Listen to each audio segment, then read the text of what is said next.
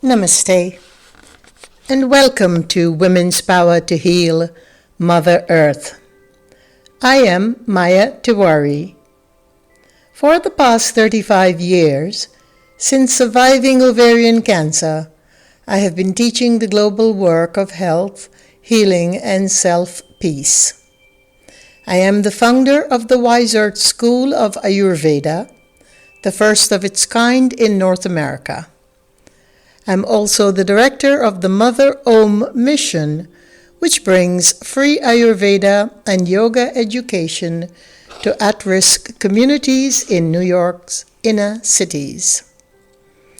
I am a featured speaker for the Parliament of the World Religions and other major conferences.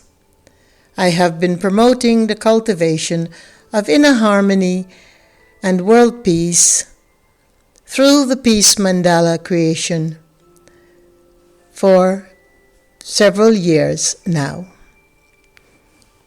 It is my honor to speak with you, to you, about a subject that has been taboo for way too long. This subject involves a great deal of thought, reflection, and compassion. It is about our historical genealogy and its reality. More important, the point for this discussion is to bring to the forefront and to the awareness of every thinking human person the understanding of the word race, racism, racial divide, racial integration, racial integrity. In order to understand this, we're not looking to cast aspersions on the colonizers and the powers to be of our past and our present. But we must bring in the examples of our past in order to not repeat these gruesome and horrific missteps in our present time. When we reflect at the chaotic state of affairs of our humanity today, we may think that our issues of divisionism, spiritual segregation, emotional isolation, all stem from the scourge of religions, and so on. In fact, they do not. Religion has often been used as a tool to advocate and control, but it is only a byproduct of a greater vitiation or impairment, the root of which exists in the ideology that some people were created to rule and others were created to be enslaved. When I speak of white domination, I'm not only speaking of the Caucasian community in the world. I'm speaking about the conquest and about those egoistic entities that have from the beginning of time been the bullies that have eroded Mother Nature and her native peoples, all for the greed and avarice and accomplishment of attaining someone else's property, land, Mother Nature's resources, and used under the guise of many umbrellas, many veils that were, for instance, British colonialism. I am a subject of a British colonial country in Guyana, which was British Guyana. So I do believe that I have some personal history to talk about. But when we talk about British colonialism, European colonialism, and also American colonialism, because even though we don't use the word in America as colonizers, it's still the same concept that we're talking about. So white domination is not just about white people. In fact, not all white people contribute to white domination. The concept, white domination in my definition, is the concept of a pure race, the ideology and the linear logic of a very, I would say, malevolent type of intelligence that believe that certain entities and people and powers are superior to the dynamic adherence of nature's laws. the dynamic adherence of nature's laws, which include all indigenous people, all native people of the land, all of these incredible cultures, which the white domination has from the beginning of time. And the white domination includes, in my definition, the Mongols and the colonizers and the historical invaders. The adherence of nature's laws is nature herself and her native people that thrived on the land, that understood her rhythm, her causology, her pain, her bounty, her absolute beneficence to humanity. Colonization is equated to capitalism, the birth of capitalism. But before that, in the Mongol period of invasions, it was also about capitalistic gains, although they did not call their system and project capitalism. This linear logic set of intelligence is a flawed science. It is a non-adherent science to nature. Something that is led and guided by the concept of ahankara, which in Sanskrit means the ego. This is what is responsible for the birth of what we now experience as racism. This is the actual seed responsible for the chaos, violence, and degradation of life on earth, as well as the dehumanization of our population, and I'll get to that in another episode. From the beginning of time, the reference of white here includes every invading force that has sought power at the expense of native people and their lands and their ways of living. The invading force against nature, the power to war, fight, bully, and rule.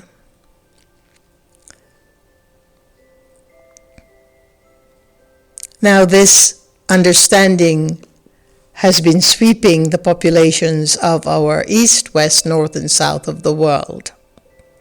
It is not just Caucasian people who subscribe to this understanding of avarice and capitalism. Every person of color can also be looked at, depending, the definition of white here is about white equals the capitalistic dream. In the last century alone, whiteness has been spreading like a virus to include many colored folks and native people as well, black, white, ivory, brown, yellow, red, you name it. Those of the population who believe, who were brought into the belief system, who contribute and participate in the belief system, the candy-tuft keys of capitalism, and the elitist lifestyle that goes with it.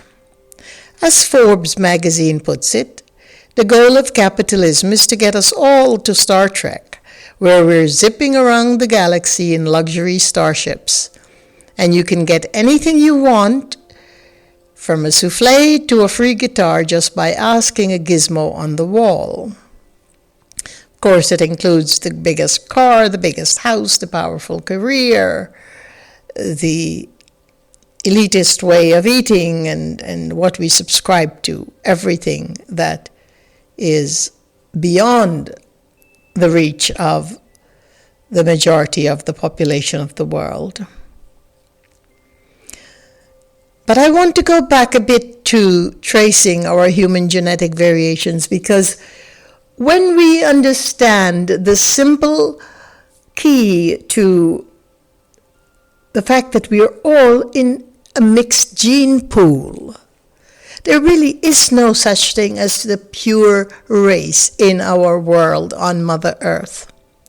Because of the various invasions and trading and occupations of other people's countries and the brutalities and horrific crimes created by invaders in so many lands across the entire swath of our earth today, our world today, we can safely say, and we can trace this back, of all the thousands of invasions and population mixture of genes that resulted from that.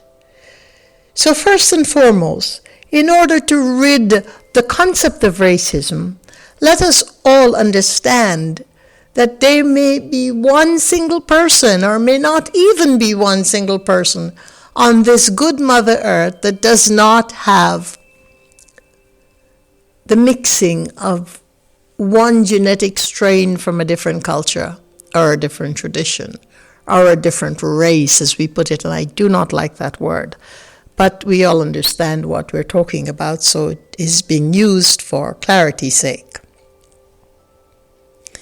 So if we can understand that we all come from the pool of mixed genes, some more than others, then we may begin to start honoring ourselves and know that when we fall into the bigotry and the prejudices and the very ugly scene of racism, which I have been personally experiencing here in the mountains called Pisgah Mountain, beautiful land that once belonged to the Cherokee people, point in case, that is now occupied by the gentrified group, and most of the old locals are gone from it. But the serious amount of racist produced crimes against my property, my person, and my work stands as a shining example today that this continues unabated. Racism, that is. And it doesn't have to just be in the southern states of the United States of America. It exists everywhere. Now, if we were to equate racism with the fact that we have mixed gene pool and that at some point in history we have some of the African blood, the Asian blood, the North American, South American, and all native indigenous people, or some of it anyway, we may want to look at our views and belief system that has led us down the path of ugliness, of hatred, of prejudice, of absolute ignorance, and the stupidness that goes with it that convince one set of people that another set of people need to be eradicated. Individuals from different groups interbreed. Their offspring DNA becomes a mixture of the DNA from each admixing group. Pieces of that DNA are then passed along through subsequent generations, carrying all the way to the present day. Researcher Max Planck Institute for Evolutionary Anthropology in Leipzig, Germany, and also Oxford University and the University of College of London have now produced a global map detailing the genetic histories of 95 different populations across the world. I would recommend that you seek to get that map and look at it carefully. This interactive world map, genetic map that is accessible via the internet. The details of a history of genetic mixing, each of the 95 populations across Europe, Africa, Asia, and South America.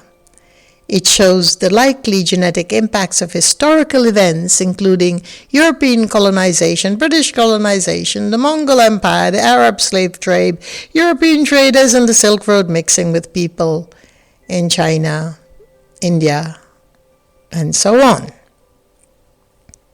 It is well worth looking into that, because we do have to come to the point where we understand ourselves for the benefit of humanity, that we are all part of each other, and that there is truly no such thing as a pure race, regardless of our incredible ancestral legacy.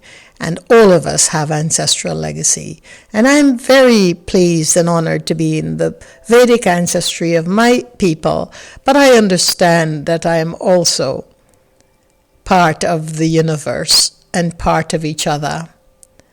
And we must get there, because we cannot eradicate racism simply by understanding that it was caused from the greed and avarice and divisionism, the divide and conquer methodology of the British and the Europeans and the Mongols and the empires that have had absolutely no respect for human life, no respect for Mother Earth, and the great egregious crimes of the past must be re-examined so that we remember them.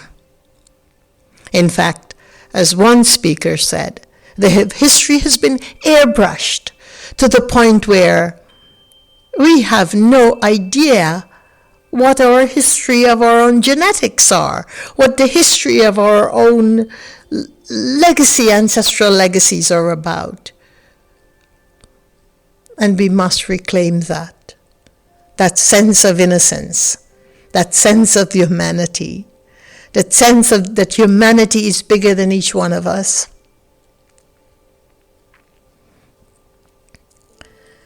There's so many examples of gene pooling. In Africa alone has a huge history of interracial mixing. Several genetically mixed populations throughout Africa, mostly the results of interaction between the Arabs and the Europeans, and black women are the Europeans and the Chinese, and etc., etc. And it goes on. The transatlantic slave trade that rubbed into Africa, in South Africa, the mixing of the Dutch and German men with the black African women in the form of the Portuguese with the Africans, and in China, the likes. In India, we have long since had the Mongol mix to so much of what was called the Delhi, New Delhi in that area, which is now Pakistan. The Mongolian genetic legacy is very, very powerful, and outreaches even the colonizers and their trade and their modus operandum of inheriting the lands of native people and obliterating these people. I mean, some of the crimes of colonization need to be looked at, because basically we need to remember. We need to remember so that never happens again. And we are in the time when we must understand that some of the greatest horrific crimes, apart from the concentration camps of the Nazis, occurred under British and European colonizing rule in various parts of the world. In India, more than 25 million people were starved to death deliberately while the British hoisted food out of India and exported it at very low prices to Britain herself. And that was under the reign of one of their generals. And we know that the massacres that happened in Kenya when people were trying to get back the land that the British have stolen from them, that they set up concentration camps and killed literally millions of Kenyans who rebelled against them, amid some of the most horrid abuse, torture, sexual torture of men and women. Look, we do not have a history as colonizers that we can be proud of. So, why are we marching down that unsalubrious road? Only so that we can recall and erase some of the whitewashing of history and put it back into the perspective that race came from the concept of divide and conquer, and it's still being used that way, neighbor against neighbor, person against person, country against country. It is a powerful divisive technique that is still being applied today. We need to look at that. We need to understand that we have part of each other in our own genealogy.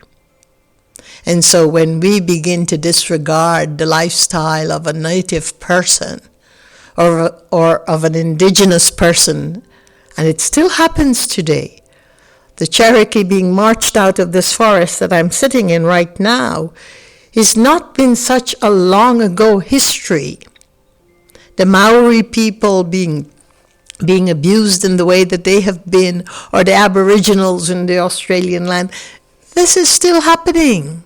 We're still dissing native people as if our sense and our elite thinking in capitalism has given us the right to eradicate those who do love nature, those who do honor her. This is the major change that we must bring into effect. This is the area that each one of us, as an advocate of what is sacred, Mother Earth, regardless of our traditions and because of our traditions, regardless of the crimes of our past and because of the beauty and grace of our future, we must bring to this understanding to put an end to colonization. Because colonization occurs not only by usurping the rights and privileges of innocent people and their lands. More importantly, it is a measure of the mind. We have been colonized in our minds by false history, by the warriors and profiteers writing or rewriting that history, whittling it to the tune of their own power goals. And we need to look at that and say, enough.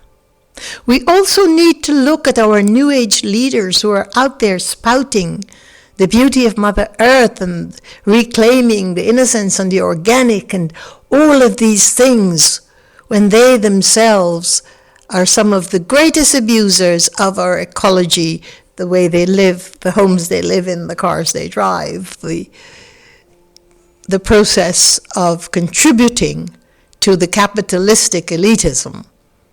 As I said, it has claimed many, many different cultures. Not just the Caucasian people, not just the invaders, not just the colonizers, but those who have been subscribing in the last 2 centuries to the methodologies and belief system of the colonizers. They are all part of what I call white supremacy, the white domination. It comes in all size, shapes, forms, and colors. And also in all genders. So, this is a straight talk, but we've got to make the turning point. Perhaps we can use the information as fodder to feed consciousness and awareness without contributing and participating in bitterness, hatred, or a sense of, it is sad, but we don't have to contribute to that. We can contribute to a brighter, more altruistic future and present for our children, their children, and the generations ahead of us. This is Maya Tawari, signing off. Peace be your journey, and have a blessed day. Thank you for listening.